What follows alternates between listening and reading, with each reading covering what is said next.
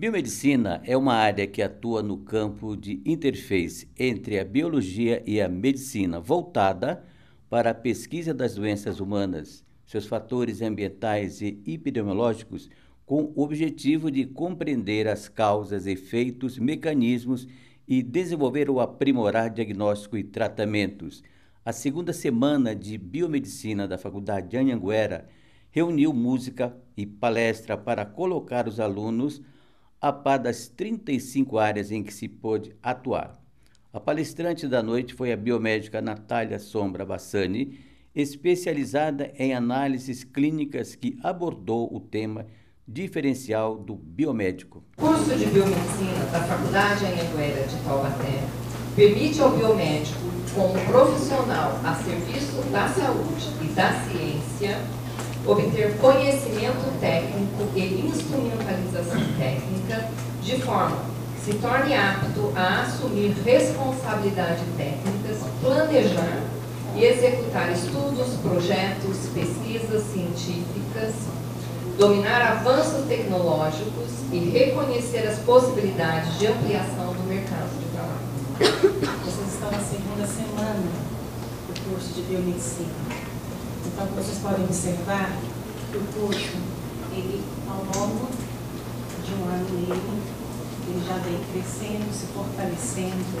E o mais importante, ele se fortalece com o teor da ciência. Ele não se fortalece apenas em dizeres sem embasamentos.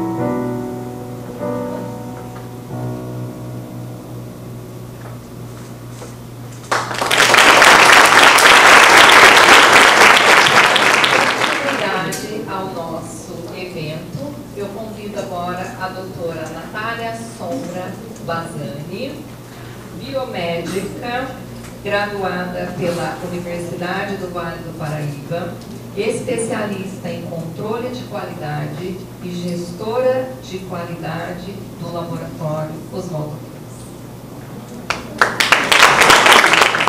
Boa noite, gente. Eu queria agradecer o convite de vocês, a Dani, da coordenadora, por eu estar aqui, é um prazer. Já vi alguns rostinhos conhecidos, tem alguns alunos meus aí, né? Estou muito feliz.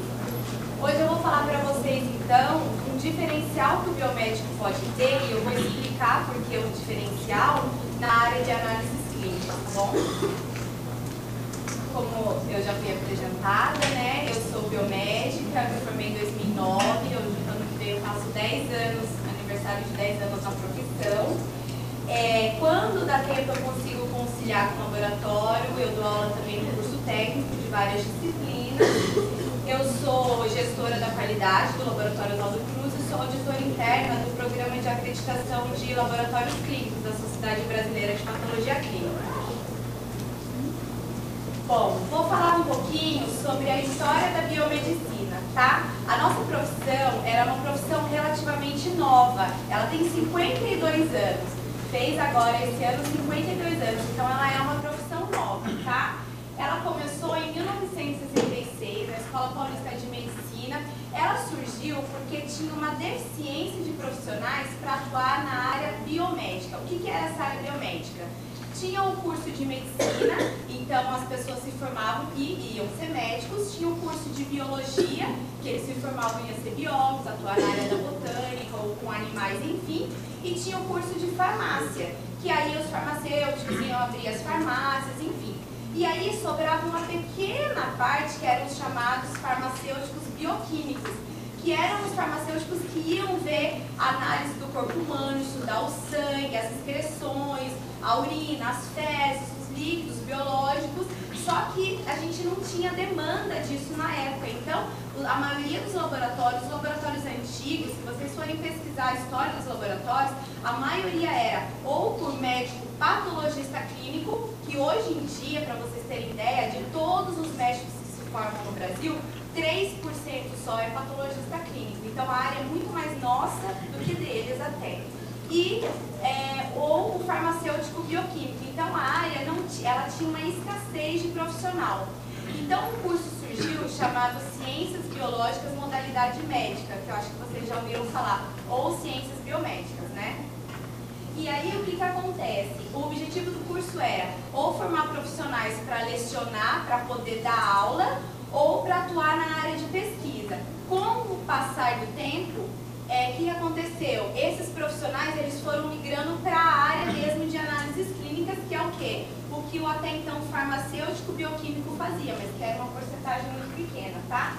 Então, hoje, a gente tem a nossa profissão, ela é distribuída tanto na área privada como na área pública. Na área clínica, dentro da privada e da pública, a gente vai estar onde? Em esferas científicas, ou seja, que fazem pesquisa, desenvolvimento de vacina, desenvolvimento de produtos diagnósticos. A gente vai estar atuando na área da saúde como profissional direto em clínicas, hospitais, laboratórios, tá? Então, ao longo do tempo, eu vou explicando isso mais pra frente, a gente foi abrangendo mais áreas e o nosso mercado de trabalho como biomédico, ele foi se expandindo. Aí, que como vocês já sabem, tem até um cartaz lá na frente, né? Hoje a gente tem regulamentada 35 áreas de atuação, tá? Dessas 35 áreas hoje, 80% de todos os biomédicos que se formam, eles vão para a primeira área, que é a área da análises clínicas, da patologia clínica. Por quê? É uma área saturada? Não, porque a área que mais entrega, é a área que mais cresce, é a área que mais expande também, e eu vou explicar mais pra frente por quê. Tá? Poxa, mas eu tô fazendo um curso que tem tanta opção, tanta habilitação, e aí? Como que eu vou saber o que de fato eu quero fazer? Primeiro que a gente vai se orientando ao longo da própria graduação, com as disciplinas que a gente mais vai se identificando, porque a gente não vai gostar de tudo. Vocês vão ver que ao longo do curso, a gente não vai gostar de todas as matérias. Se vocês forem trabalhar em laboratório, vocês não vão gostar de todos os setores. Se vocês forem para a área da estética, vocês não vão gostar de fazer todos os procedimentos. É assim mesmo. nossa identificação, ela começa aqui mesmo na graduação. Vocês vão começar a sentir que tem áreas que vocês vão ter mais afinidade, tá? E aí, o que acontece? Conforme vocês vão se identificando com a área, e a maioria vai fazer mesmo análises clínicas, vai fazer o estágio no laboratório, é onde vocês vão direcionar. Eu vou explicar mais pra frente. A gente sai habilitado. A habilitação é diferente de especialização. Eu vou explicar essa diferença. Então, a gente sai da graduação habilitado, tá? Pode mudar, por favor. As nossas atividades, elas estão regulamentadas por uma resolução, tá? O exercício da nossa profissão começou a ser regulamentado nas resoluções que eu descrevi ali em 2002. Foi quando começou a surgir, em 1976, 78, os nossos conselhos. Então, o curso começou a surgir em 1966, e aí quando o biomédico começou a ir de fato para o mercado de trabalho, o que aconteceu? Começou a surgir os conselhos, que a gente tem o Conselho Federal de Biomedicina, que é o que rege todos os conselhos regionais.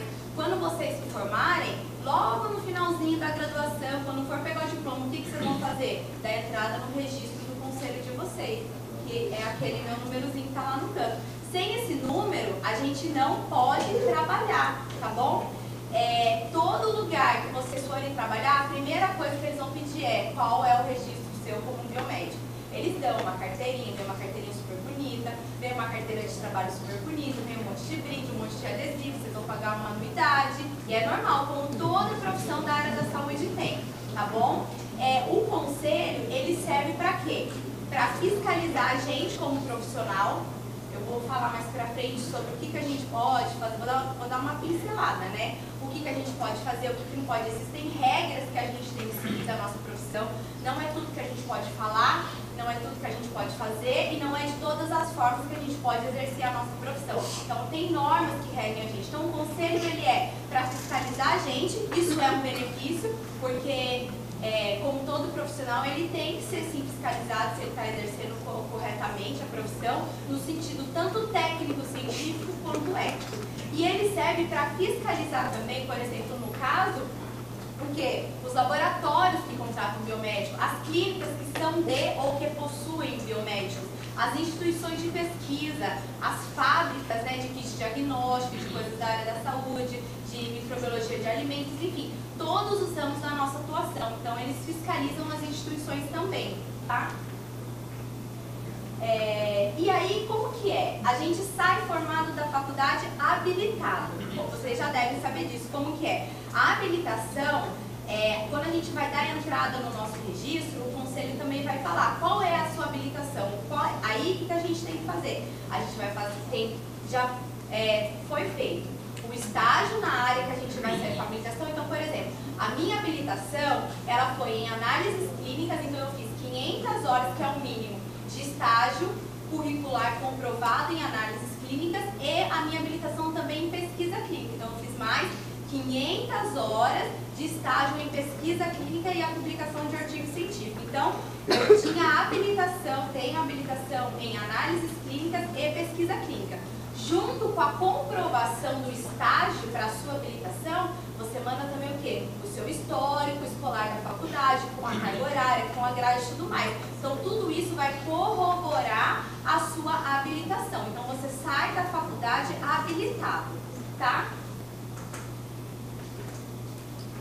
A resolução eu já falei, né? Então, o que acontece? Eu falei das regras que nós temos que seguir. Existe o ato profissional biomédico. Muita gente já ouviu falar do que? Do ato médico, que foi o mais comum, que deu mais repercussão nos últimos anos. Porque o que era o ato médico? O Conselho Federal de Medicina, ele queria pegar alguns procedimentos que são realizados por outros profissionais da área da saúde, inclusive isso afetava a gente, e restringir apenas aos médicos. Então, por exemplo, aplicação de botox para quem quer seguir da área de estética. O ato médico falava o quê? Só médico, só dermatologista pode aplicar botox. O biomédico não pode, o farmacêutico não pode, o dentista não pode, é só o médico. Então, a gente tem o quê? O ato médico, que são coisas que são permitidas e liberadas para a gente fazer. E de modo geral, o que são isso? São todas as atividades que envolvam procedimentos de apoio diagnóstico, tá? O profissional de referência para a área de diagnóstico clínico somos nós, os biomédicos. As atividades de coordenação, direção, chefia, perícia, auditoria, supervisão e ensino. Lembra, no começo da nossa carreira, o foco da nossa área, ele foi criado o quê? Para formar docentes, tá? E as atividades de pesquisa e investigação. E o que está faltando ali, que hoje, em relação ao mercado de trabalho, procedimentos estéticos também, que é uma coisa mais recente, mas é uma vitória da nossa área. Então, existem leis que regulamentam o que a gente pode fazer ou não, como a gente deve fazer, né? Já expliquei que 80% dos biomédicos, eles vão para a área de análises clínicas.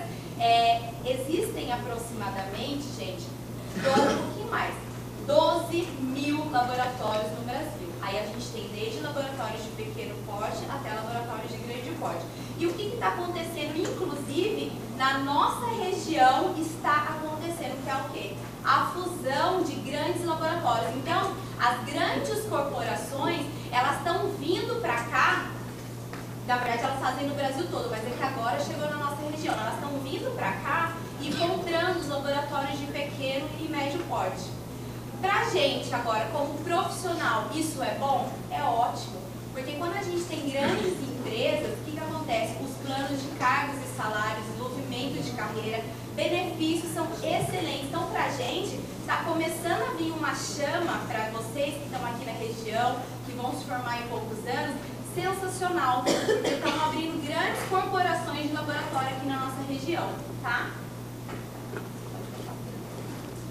Então, para a gente se destacar no mercado de trabalho, a gente tem que ter algumas características, e agora eu vou falar voltada de fato para a nossa área, que é o que a gente precisa ter. Porque muita gente que quer ir para a área de análises clínicas, com certeza já ouviu falar, mas qual é a diferença de um técnico de laboratório para um biomédico? Nenhuma. É completamente diferente. Porque o técnico, ele é limitado ao procedimento de bancada. O técnico, ele vai ser limitado ao conhecimento teórico dele. Vocês não. Vocês estão se formando para vocês serem gestores, para vocês comandarem áreas do laboratório, para vocês serem o diferencial. Para quando um técnico tiver dúvida, eles procurarem vocês. Vocês têm 4 anos de teoria, mais 500 horas de estágio, para vocês saberem e dominarem aquilo que vocês estão fazendo. Para o médico ligar no laboratório para tirar uma dúvida do resultado e você saber conversar de igual para igual com ele. Para quando o paciente vir questionar um resultado, mesmo sem ele entender, ele olha lá, ele compara com o valor de referência e ele quer saber uma explicação. Você saber até que ponto você pode falar, o que você pode falar, porque não é tudo que a gente pode falar, e como você vai falar, como o paciente vai receber a tua interpretação, porque a gente é diferente do médico, tem coisa que o médico vai poder falar para ele, tem coisa que a gente não pode falar. Então, quais são as competências e as habilidades que vocês têm que desenvolver para poder exercer a profissão com qualidade, tá? E essas competências, elas vão começar quando? Agora, aqui na faculdade, aqui nas disciplinas. É aqui que a gente tem que pegar toda a bagagem de conhecimento teórico. Por que eu tô falando? Porque a gente acha, tem matéria, vamos ser sinceros, que a gente acha que a gente, mas isso aqui eu nunca vou usar. Essas contas aqui eu nunca vou. Gente, primeira coisa, laboratório é muita conta e é conta quase o dia todo. De verdade, a gente acha que não, que é só célula, que é só sangue, e não é assim, tá? Então, o que acontece? É aqui que a gente vai começar a desenvolver a competência teórica, porque eu só vou conseguir argumentar com o médico ou até tirar dúvida de médico. Gente, tem médico que liga no laboratório para pedir a sua opinião de qual exame ele pede, de qual técnica ele pede. Então, se lá na imunologia, por exemplo, você não estudou as técnicas de imunologia, você não vai saber responder para ele. Só que o profissional referência da área de análises clínicas é você. Se o médico não pode perguntar para o biomédico do laboratório, para que ele vai perguntar? Se ele não pode tirar dúvida com o biomédico do laboratório, com quem que ele vai tirar? E acontece muito. E acontece também questionamentos de exames que o médico deveria saber, mas que ele não sabe. Quer ver um exemplo bobo? Vocês vão aprender mais pra frente, dependendo do ano que vocês estiverem. Existe um exame que ele chama teste de tolerância à lactose, porque hoje tá na moda, todo mundo tem intolerância à lactose, e até quem não tem resolve ter. Então, é um dos exames que mais bomba no laboratório, é teste de tolerância à lactose. Só que veja, a lactose, ela não é medida no sangue, a gente não dosa a lactose. O que a gente faz? Vocês vão aprender na bioquímica, por isso que eu preciso estudar a teoria. Vocês vão aprender lá na bioquímica sobre enzimas. Beleza, mas para que eu vou usar enzimas no laboratório? Eu vou. Por quê? Porque existe uma enzima chamada lactase. Qual que é a função da lactase? Quebrar a lactose, em glicose da lactose. E aí o que vai acontecer? Quando o paciente ele vai lá fazer o teste no laboratório, ele vai estar 8 horas em jejum, ele vai tomar uma sobrecarga de lactose, vai ficar lá algumas horas colhendo várias vezes o sangue, né? O que vai ser dosado nesse exame? A glicose. Mas espera aí, ele está fazendo tolerância à lactose e eu vou medir glicose? Sim. Por quê? Porque através da medição da glicose eu vou saber a atividade, o funcionamento da enzima lactase. Entenderam? Isso aqui é pura teoria. E aí o que acontece? Juro por Deus, existe médico que liga no laboratório e fala assim: eu pedi um teste de tolerância à lactose e eu estou recebendo embora o título esteja lá, teste de tolerância à lactose, e lá, glicose, e os resultados. E ele fala, eu estou recebendo uma curva glicêmica. E aí você não pode ser indelicado, porque você vai falar para o médico, nossa, você não sabe, você não pode falar isso para o médico. Você tem que saber como falar. Então, doutor, é o seguinte, aí você estudou teoria na faculdade, você estudou bioquímica, você achou que você não ia nem usar no laboratório, mas você vai usar. E aí você vai explicar para ele, então, lactose não se mede, não existe kit diagnóstico para medir lactose. Por quê? Porque você tem conhecimento técnico, não existe kit diagnóstico para medir lactose, e você tem conhecimento teórico de explicar para ele o funcionamento da lactase. Deu para entender, por exemplo, um exemplo bobo e real do que acontece? Por que a gente tem que estudar? Não adianta a gente decorar, não adianta, a gente tem que estudar, a gente tem que entender os processos químicos para a gente poder fazer análises clínicas, senão a gente não vai saber. Outro exemplo, lá na imunologia, a hora que a gente está aprendendo teoria, a gente saber sobre reação cruzada, a gente saber sobre prova reversa contra a prova imunológica, o que é IgG, IgA, IgM, IgE, o que é infecção aguda, infecção crônica e tudo mais. Tudo isso são coisas que a gente tem que saber para contra-argumentar ou esclarecer a dúvida dos médicos e do paciente. Por exemplo, um exame de hepatite. Para ele ser positivo, ele tem que dar acima de 1, e a gente chama de cutoff. Vocês vão aprender mais pra frente na faculdade.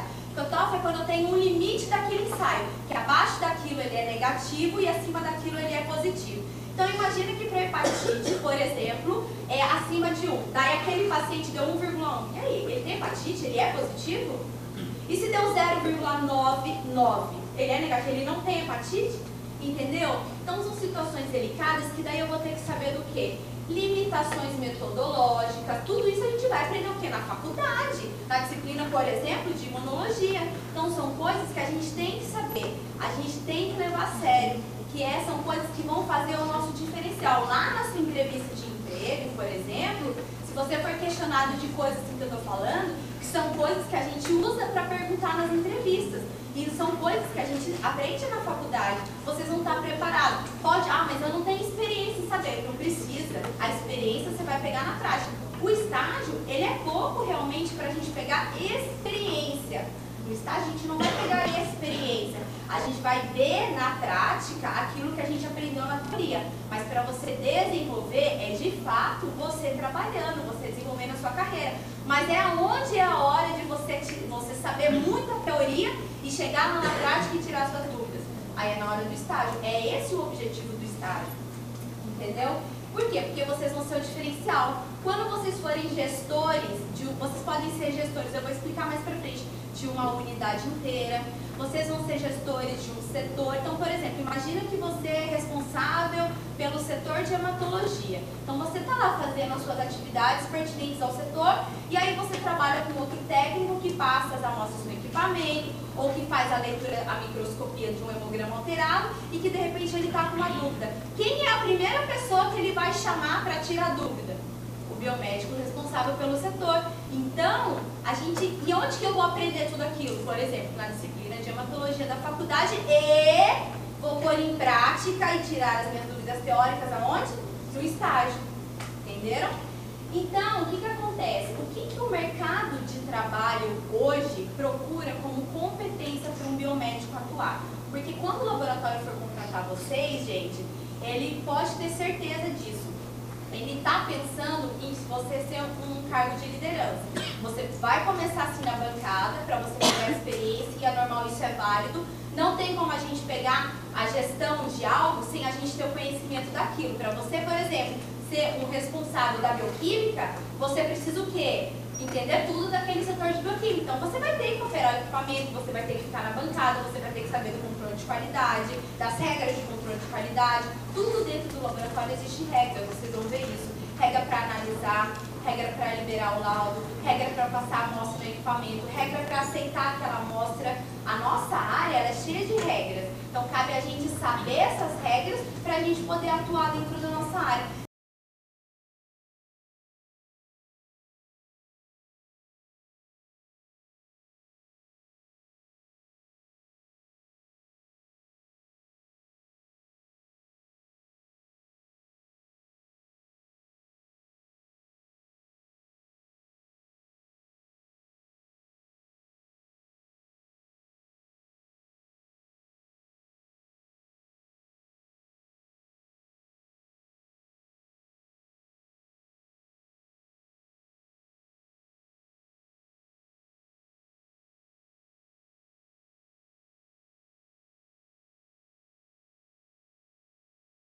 Stop.